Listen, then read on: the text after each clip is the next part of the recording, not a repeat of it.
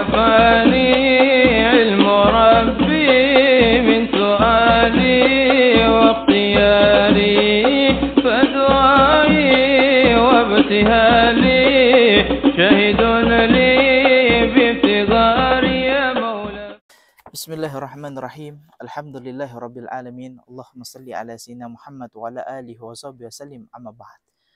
Ikhwani yang insyaallah dirahmati Allah Subhanahu wa taala, pada pertemuan selanjutnya kita telah membahas tentang mafhum istijabati doa, konsep terkabulnya doa. Maka insyaallah pada pertemuan terakhir ini atau faslul salis, pertemuan terakhir, pada fasal ke-6 ini insyaallah kita akan membahas al-a'malu shalih musa'idah li-istijabati doa. Ada beberapa amaliyah yang akan membantu terkabulnya doa kita kepada Allah Subhanahu wa taala. Ini disebutkan secara ringkas. Agar doa kita terkabul, yang pertama, kita harus mensyukuri atas nikmat yang telah Allah berikan sekarang. Jangan sampai kita berdoa kepada Allah tapi kita kufur atas nikmat yang telah Allah berikan sekarang. Karena kita sudah mengetahui firman Allah Subhanahu wa taala, la in syakartum la azidannakum wa la in kafartum inna adzabi lasyadid. Kalau engkau mensyukuri atas nikmat yang telah Allah berikan, maka Allah akan tambahkan. Maka dikatakan minimal syukur itu ada dua manfaat besarnya. Yang pertama, menetapkan kita dalam nikmat tersebut, dan yang kedua, Allah tambahkan nikmat tersebut kepada kita. Maka bagaimana nikmat kita akan ditambahkan kalau kita belum mempunyai syukur kepada Allah Subhanahu wa taala? Jadi poin pertama, sebelum kita berdoa, kita hendaknya bersyukur kepada Allah atas nikmat yang telah Allah berikan sampai hari ini. Yang kedua adalah ketika berdoa, hendaknya seseorang meyakini dalam dirinya, menanamkan dalam dirinya rasa bahagia. Karena apa? Dia tahu kalau Allah akan mengabulkan doa dia. Jadi jangan orang ketika doa dia ragu, apa Allah kabulkan, apa tidak. Harusnya yang benar ketika dia berdoa, dia gembira. Kenapa? Dia sedang berbicara kepada Tuhannya, memohon kepada Tuhannya, dan dia tahu Tuhannya akan mengabulkan itu. Ya, jadi cara yang kedua, amal soleh yang kedua adalah kita bergembira dalam hati kita bahwasanya Allah akan mengabulkan doa kita.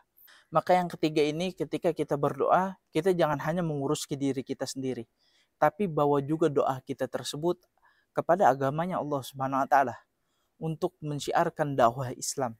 Misalkan kita ingin berdoa untuk keluasan harta, keluasan rezeki, maka ketika berdoa kita tanamkan juga dalam hati kita bahwasanya ya Allah, andai kata ini saya punya uang banyak, hendaknya saya akan beramal kepada manusia, akan bersedekah kepada manusia. Jadi ketika Allah Subhanahu wa taala memberikan harta tersebut tidak hanya untuk kita gunakan pribadi, tapi juga kita gunakan untuk kemanfaatan yang luas dengan kita berbagi, bersedekah kepada orang-orang di sekitar kita. Jadi doanya jangan untuk kita sendiri, tapi juga kita berdoa agar kemanfaatan tersebut terbagi kepada banyak orang. Yang keempat adalah hendaknya kita mengulangi cara tersebut 5 kali dalam sehari, dan afdolnya itu ketika kita selesai melaksanakan sholat wajib.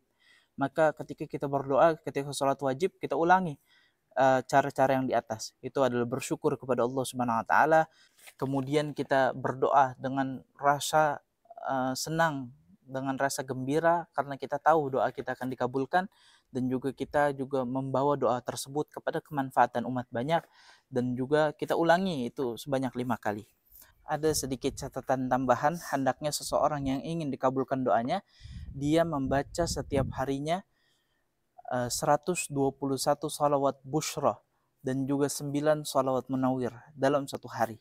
Itu untuk mempermudah hajat kita dijawab oleh Allah Subhanahu wa taala. Kemudian kita harus memahami daripada isyarat-isyarat Allah. Karena ketika kita membutuhkan sesuatu, kita harus pahami sekeliling kita. Nanti misalkan kita membutuhkan harta, tiba-tiba ada di sekeliling kita pengemis yang minta-minta, saudara yang butuh bantuan, ataupun tetangga yang memerlukan kita, maka kita bantu juga dia. Jangan sampai kita kita tidak membantu dia, padahal itu adalah ujian dari Allah Subhanahu wa taala.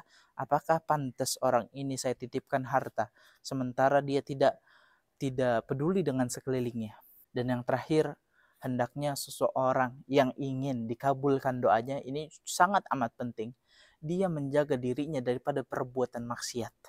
Ketika seseorang telah menjaga dirinya dari perbuatan maksiat dan juga menjalankan daripada saran-saran yang di atas yang telah kita pelajari pada pertemuan-pertemuan sebelumnya, maka insya Allah doa kita akan selalu diijabah oleh Allah Subhanahu wa taala dengan catatan fima yahtaruhu lak la fima tahtaruhu li nafsik wa fi waqtil ladzi yurid la fi waqtil ladzi turid, dengan catatan apa yang Allah ijabah adalah apa yang Allah hendaki bagi kita dan bukan apa yang kita hendaki bagi diri kita sendiri, dan juga pada waktu yang telah Allah tentukan dan bukan pada waktu yang kita tentukan.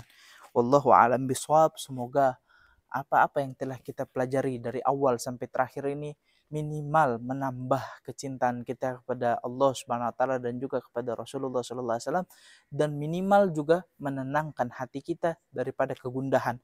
Apakah doa saya akan diterima atau tidak? Apakah begini atau begitu?